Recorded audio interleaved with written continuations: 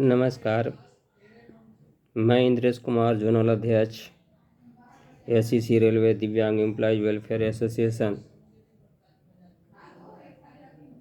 पुनः मैं एक जानकारी के साथ अपने दिव्यांग भाई बहनों के बीच में उपस्थित हुआ हूं और ये इस प्रकार की जानकारी को आदान प्रदान कर मेरा मुख्य उद्देश्य उन्हें जागरूक करना और सशक्त करना है। ये बहुत ही महत्वपूर्ण तथ्य है, महत्वपूर्ण जानकारी है।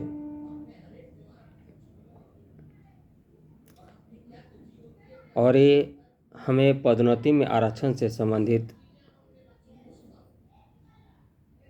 जानकारी है कि दिव्यांगों के लिए रोस्टर, सेपरेट रोस्टर बनाना, 4% आरक्षण देना, किस ब्लॉक में कौन सा पॉइंट दिव्यांगों के लिए फिक्स करना है, इस संबंध में जानकारी देना, इस सेपरेट रोस्टर को कैसे भरना है, रिक्तियों को कैसे भरना है, इस संबंध में जानकारी देना और जानकारी होना बहुत ही महत्वपूर्ण है हम सभी दिव्यांग भाई बहनों के लिए।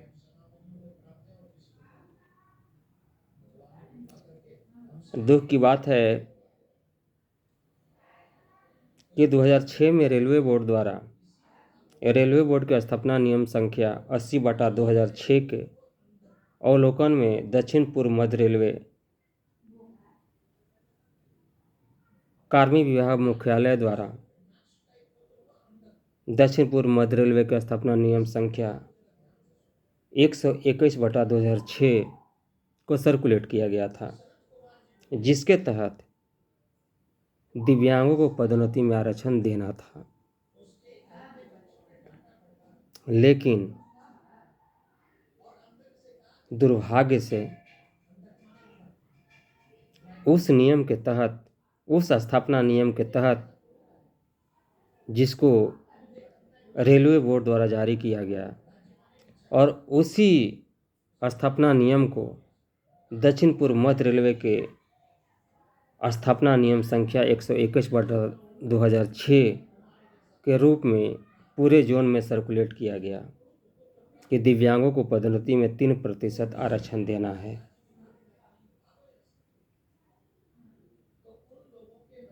लेकिन उस स्थापना नियम संख्या के आधार पर दिव्यांगों को पदोन्नति के आरक्षण से, उनके मिलने वाले इस प्रकार के लाभ से, इस प्रकार के अधिकार से, इससे केवल आर्थिक लाभ नहीं बल्कि इस लाभ से प्रत्येक दिव्यांग कर्मचारियों का मान सम्मान भी जुड़ा हुआ था और जुड़ा हुआ है,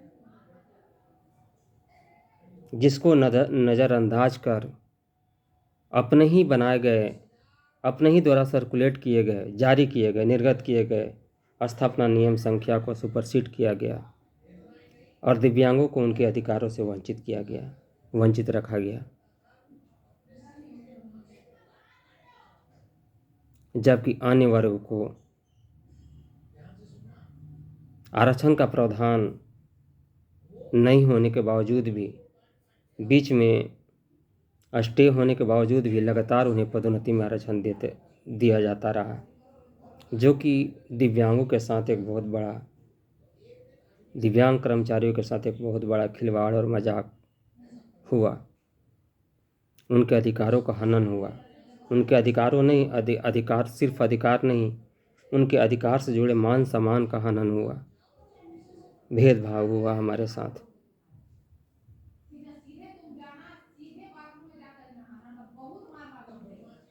जबकि रेलवे संगठन के आगे बढ़ाने में हम सभी दिव्यांग भाई बहन कर्मचारियों का भी योगदान रहा है और हमने जो भी कार्य समर्पित भाव से किए और करते आ रहे हैं वो कर्तव्य जो एक माता पिता के भांति प्रति बनता है एक पुत्र का, वही कर्तव्य का निर्वाह हम रेलवे संगठन के प्रति एक पुत्र के रूप में अपने नैतिक दायित्व का निर्वाह करते आ रहे हैं।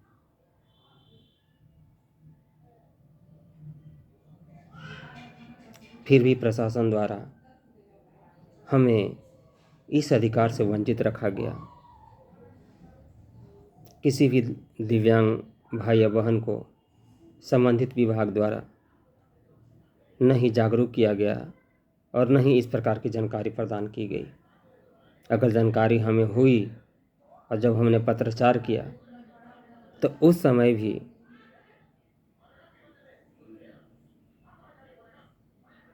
इंटेंशनली मानसिक अवरोध पैदा कर दिया गया, मानसिक रूप से अवरोध पैदा कर दिया गया कि नहीं, हमें दिव्यांगों को पदोन्नति में आरक्षण नहीं देना है, जिसके लिए मेरे द्वारा, मेरे संगठन के कई भाई बहनों के द्वारा व्यक्तिगत रूप से संबंधित पदाधिकारी द्वारा मिला गया और उनसे प्रार्थना भी इस संबंध में की गई, लेकिन इस पर उचित कार्रवाई या उचित विचार नहीं किया गया।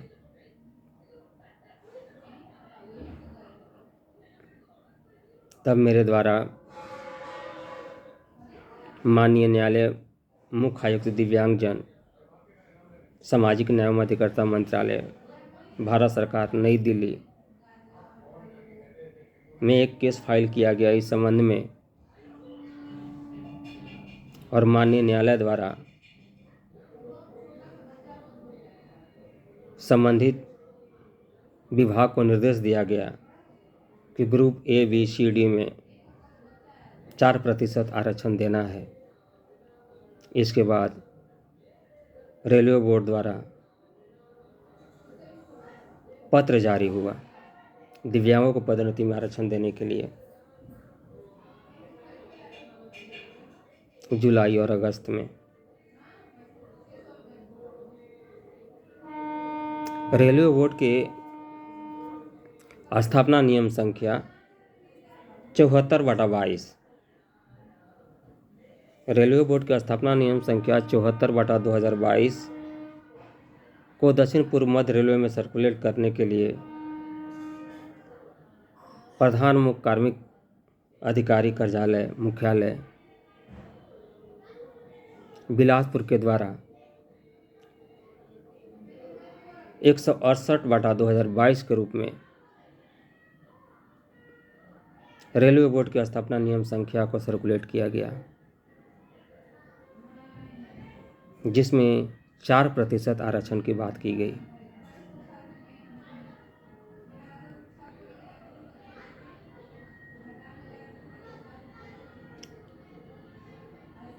इस आरक्षण के लिए या इस स्थापना नियम संख्या में जो आरक्षण का प्रावधान है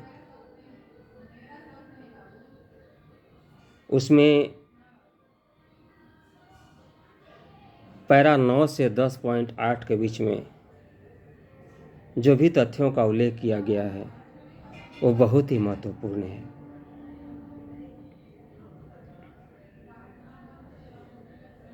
दिव्यांगों के लिए सेपरेट रोस्टर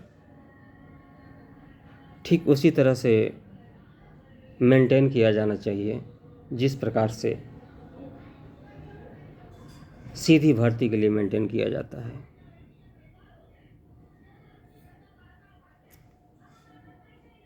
सौ प्रतिशत कैडर स्ट्रेंथ में 4% पदों को आरक्षित रखना है। रेलवे बोर्ड की स्थापना नियम संख्या 74/2022 और दक्षिण पूर्व मध्य रेलवे का स्थापना नियम संख्या 168/2022 के अनुसार 100% कैडर स्ट्रेंथ में 4% दिव्यांगों के लिए पदोन्नति में आरक्षण हेतु रोस्टर मेंटेन करना है।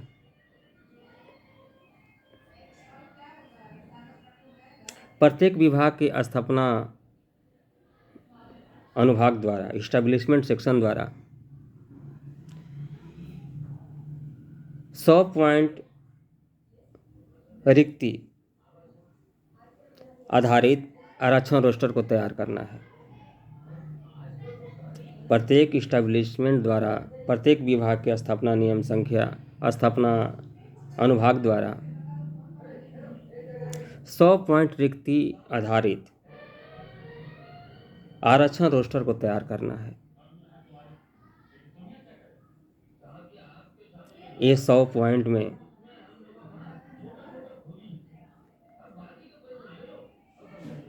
चार ब्लॉक दिए गए हैं।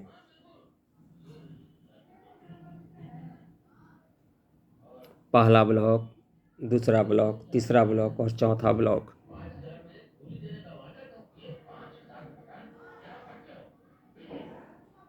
ये ब्लॉक है क्या? दिव्यांगों के पदोन्नति में आरक्षण हेतु जैसे सीधी भर्ती है, ठीक उसी तरह से विभागीय पदोन्नति में आरक्षण हेतु भी रोस्टर मेंटेन करना है। 100% रिक्ति आधारित सेपरेट रोस्टर मेंटेन करना है। इस 100% को 4 ब्लॉक में बांटा गया है। पहला ब्लॉक, दूसरा ब्लॉक, तीसरा ब्लॉक और चौथा ब्लॉक। पहले ब्लॉक में 1 से लेकर के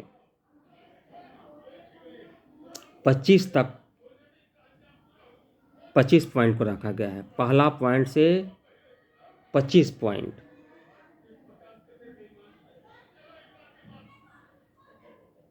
और रेलवे बोर्ड के ये स्थापना नियम संख्या दक्षिण पूर्व मध्य रेलवे के द्वारा जारी ये स्थापना नियम संख्या के अनुसार पहला से 25वां अर्थात 25 पॉइंट जो पहले ब्लॉक में फिक्स किया गया है, उस ब्लॉक में जो भी पहला पद कैडर वाइज दिव्यांगों के लिए आइडेंटिफाइड होगा, वो पद को दिव्यांगों के लिए चिन्हित कर दिया जाना है। नियम ए कहता है। नियम ए नहीं कहता कि एक ब्लॉक में 25 पॉइंट है तब 25वां पॉइंट ही दिव्यांगों के लिए आइडेंटिफाई हो, ऐसा नहीं कहता है ये रूल। रूल कहता है कि पहले ब्लॉक में जो पहला से 25वां पॉइंट है, तो जो भी पहला पॉइंट होगा दिव्यांगों के लिए आइडेंटिफाइड चिन्हित होगा, जिसमें दिव्यांग काम कर सकते हैं, उस पद को चिन्हित कर दिया जाना चाहिए, चिन्हित कर देना है। हो सकता है कि पहला जो पॉइंट हो या पहला जो पद हो वो दिव्यांगों के लिए आइडेंटिफाइड नहीं हो, तो दूसरा पॉइंट जो अगर दिव्यांगों के लिए आइडेंटिफाइड है तो दूसरे पद को ही चिन्हित करना है। लेकिन सबसे पहले जो भी आइडेंटिफाइड पॉइंट्स आता है, पोस्ट आता है, उस पोस्ट को कैडर वाइज जो है ना चिन्हित कर ही देना है, ईयर मार्क कर देना है कि इसमें इस पद को जो है ना दिव्यांगों को से ही भरा जाएगा। इस तरह से डिस्क्रिमिनेशन या कॉन्ट्रडिक्शन या कन्फ्यूजन क्रिएट नहीं करना है कि पहले ब्लॉक में जो पहला से 25वां पॉइंट दिया गया है वो 25वें पॉइंट को ही हम निर्धारित करें। जब पहला पॉइंट ही दिव्यांगों के लिए आइडेंटिफाइड है, पहला पद ही दिव्यांगों के लिए आइडेंटिफाइड है, तो पहले पद को ही चिन्हित करना है। अब बात करें दूसरे ब्लॉक की। दूसरे ब्लॉक में जो है पॉइंट 26 से पॉइंट 50 तक दिया गया है। तो दूसरे ब्लॉक में जब हम चलते हैं तो अगर 26वां पॉइंट, अच्छा 100 पद में जो 26वां पद होगा, अगर वो पद दिव्यांगों के लिए आइडेंटिफाइड है तो 26वां पद को जो है ना दूसरे नंबर में चिन्हित कर दिया जाएगा। उसी तरह से तीसरे ब्लॉक की बात करें तो तीसरे ब्लॉक में 26 से लेकर के 75 तक के पॉइंट को रखा गया है।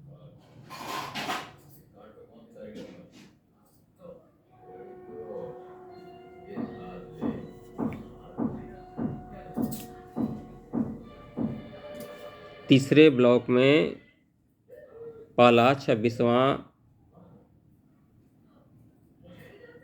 51वां 26 से 50 तक, तो जो भी पहला पद इसमें आइडेंटिफाइड होगा वो पद दिव्यांगों के लिए आरक्षित होना चाहिए, नियम 1 कहता है।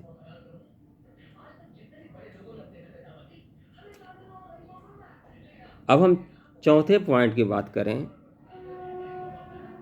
तो चौथा पॉइंट जो है 51 से लेकर के 75 पॉइंट को के बीच में आता है।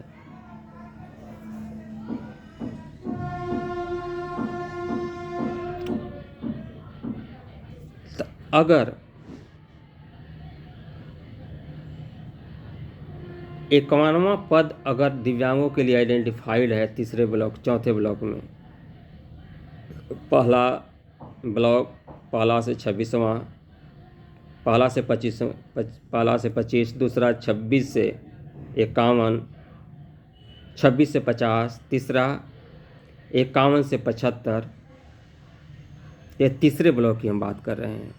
तीसरा ब्लॉक में अगर 51वां पद दिव्यांगों के लिए आइडेंटिफाइड हो जाता है, जो भी तीसरे ब्लॉक में जो भी पहला पद से या सबसे पहला जो भी पद आइडेंटिफाइड होगा उस पद को दिव्यांगों के लिए आरक्षित करना है।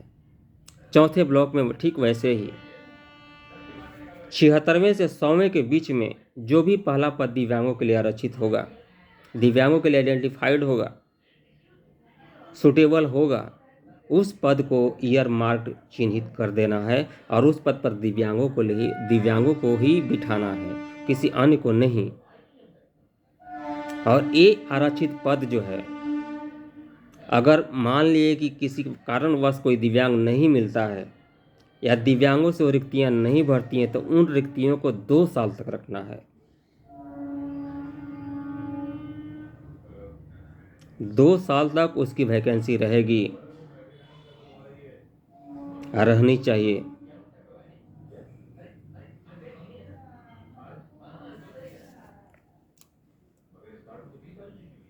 ये तो ग्रुप डी से ग्रुप सी में जाने की बात हो गई। इसके साथ ही मैं एक और जानकारी देना चाहता हूँ आप लोगों के बीच में कि पदोन्नति में आरक्षण के लिए या विभागीय जो परीक्षा होती है तो रेलवे बोर्ड की स्थापना नियम संख्या 46/2015 और दक्षिण पूर्व मध्य रेलवे में भी 2014 में जारी हुआ था 80/2014। उसमें स्पष्ट रूप से लिखा हुआ है कि दिव्यांगों को किसी भी आयोजित होने वाली परीक्षा के पूर्व उसको प्री कोचिंग या प्री ट्रेनिंग दिया जाना है, आवश्यक है।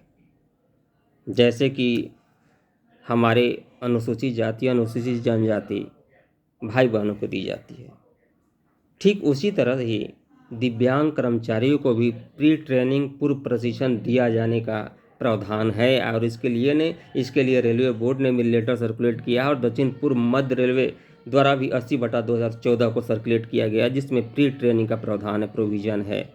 लेकिन वर्तमान में हाल ही में जो नोटिफिकेशन जारी हुई है टेक्नीशियन 3 पद के लिए नागपुर में सीनियर डीपीओ वरिष्ठ मंडल कार्मिक अधिकारी किंग्सवे नागपुर द्वारा जो अधिसूचना जारी हुई है, उस अधिसूचना में दिव्यांगों को प्री ट्रेनिंग के लिए कहीं भी जिक्र नहीं किया गया है, कहीं भी उल्लेख नहीं किया गया है, जो कि ये भी बहुत बड़ा अपने आप में डिस्क्रिमिनेशन है और न ही किसी पद को आरक्षित किया गया है।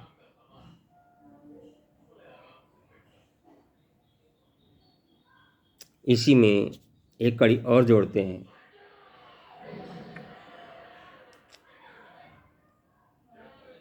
कि सिविल अपील नंबर जो है 27/18/2020 के तहत माननीय सुप्रीम कोर्ट द्वारा एक डायरेक्शन दिया गया था। वो मामला आर्यान राज का था, जो government college of arts Chandigarh का ये मामला है।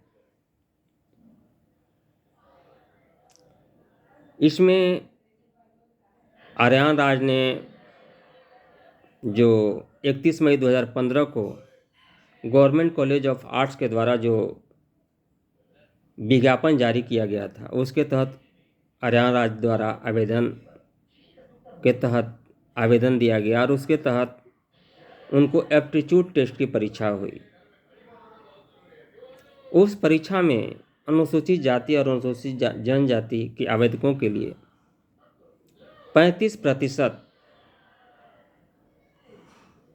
कट ऑफ मार्क्स या स्कोरिंग को निर्धारित किया गया और बाकी लोगों के लिए 40% निर्धारित किया गया।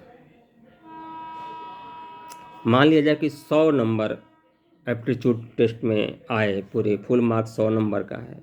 100 नंबर में 35 नंबर में हमारे या SC/ST कम्युनिटी के जो भी एम्प्लॉइज़ हैं या स्टूडेंट हैं, ये सभी जगह लागू होती है। कॉलेज में भी अगर एंट्रेंस एग्ज़ाम होती है, वहाँ पर भी यही लागू होगा। डिपार्टमेंटल एग्ज़ाम होगा, वहाँ पर भी यही लागू होगा। डायरेक्ट भर्ती होगी, वहाँ पर भी यही लागू होगा। तो इस मामले में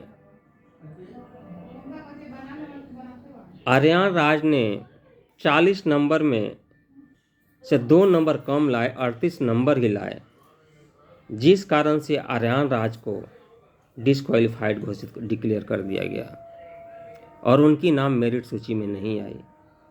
तब वो क्षुब्ध होकर के उन्होंने माननीय सुप्रीम कोर्ट के समक्ष न्याय के लिए गुहार लगाई। तब माननीय ऑनरेबल सुप्रीम कोर्ट में 3 जजों की एक बेंच तैयार की गई और वो बेंच रोहिंग्टन नारीमन के नेतृत्व में तैयार किया गया। उस बेंच द्वारा जो निर्देश दिया गया वो बहुत ही महत्वपूर्ण निर्देश है, इसको आप लोग ध्यान से सुनेंगे। माननीय सुप्रीम कोर्ट ने इसमें निर्देश जो दिया वो माननीय honourable high court of new Delhi द्वारा जो निर्देश दिया गया था, जो इसी प्रकार के विषय से संबंधित था, इसी प्रकार के मैटर से संबंधित था।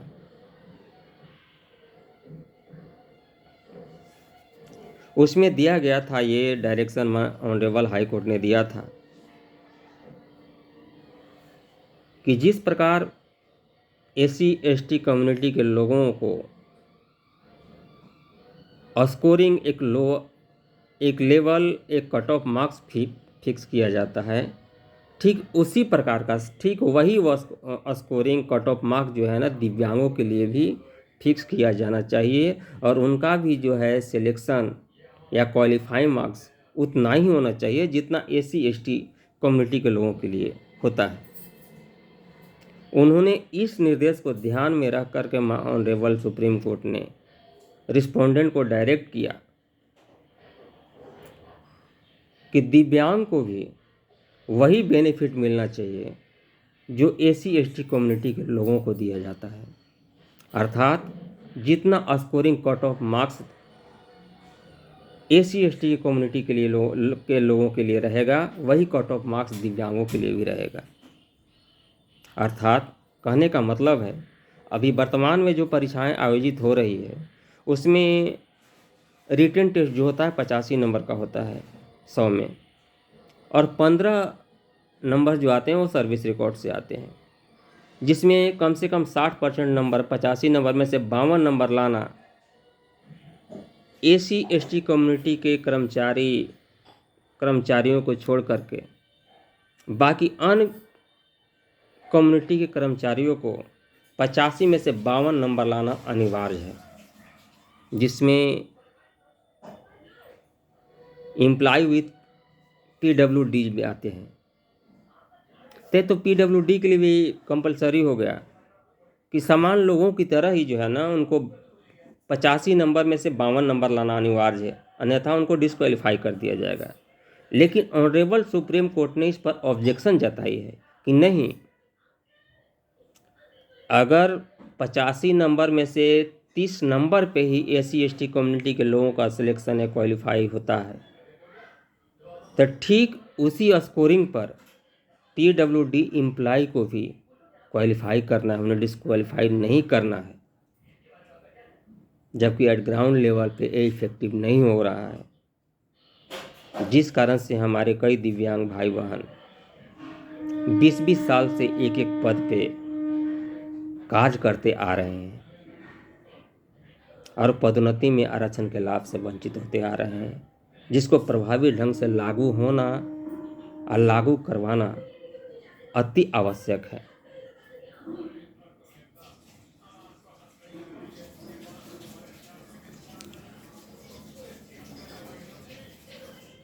रेलवे बोर्ड की स्थापना नियम संख्या 97/2022 ने ग्रुप सी से ग्रुप बी अर्थात नॉन गजेटेड से गजेटेड में लाने के लिए एक स्थापना नियम संख्या सर्कुलेट किया कि नहीं, दिव्यांग लोगों को सिर्फ ग्रुप सी में ही नहीं बल्कि उन्हें समाज के मुख्य धारा से जोड़ने के लिए, उनके उत्थान के लिए, उनकी समान भागीदारी और समानता को ध्यान में रखते हुए रेलवे बोर्ड ने DOPT द्वारा जारी पत्र के अवलोकन में स्थापना नियम संख्या 97/2022 को जारी किया कि नहीं, ग्रुप सी से ग्रुप बी में जाने के लिए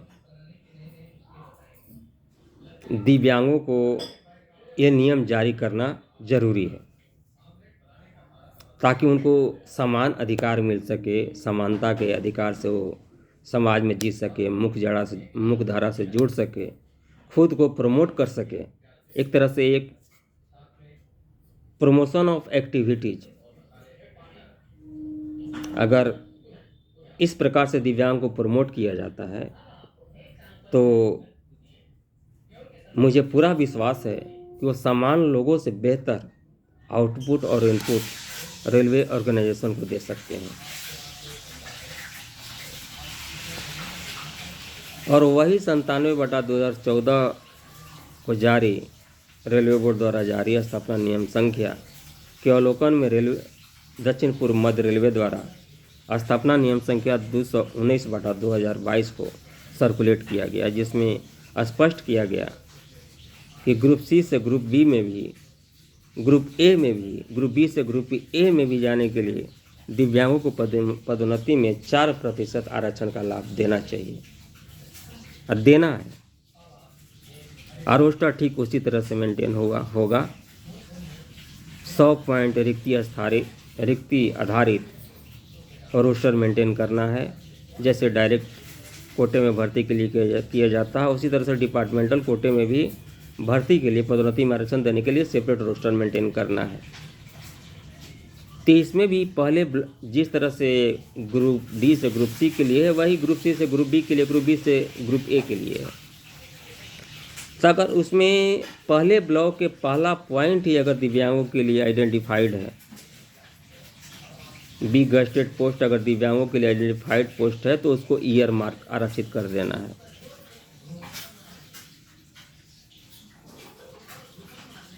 तो ये सारे चीज़ जो मैंने आपको बताई,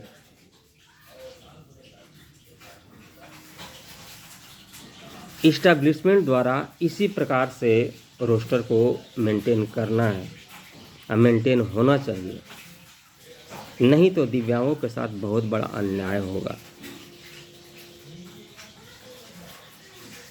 अगर किसी भी ब्लॉक में किसी भी पॉइंट के साथ अगर छेड़छाड़ किया गया, आइडेंटिफाइड पोस्ट को सुपरसीड किया गया, अंडर एस्टिमेट करके आगे की पॉइंट को दिया जाता है, तो एक पॉइंट को भी इधर उधर हो जाने के कारण दिव्यांगों को नुकसान हो सकता है। इसलिए पूरी सहजता के साथ, पूरी सावधानी के साथ, सारे मैटर को, सारे चीज़ को समझने के साथ साथ इस प्रकार के रोस्टर को मेंटेन करना है, ताकि किसी भी प्रकार के किसी भी कैडर के दिव्यांग के साथ अहित या अन्याय न हो, या अपने अधिकारों से, अपने इस प्रकार के पदोन्नति के लाभ मिलने वाले अधिकारों से वो वंचित न रहे।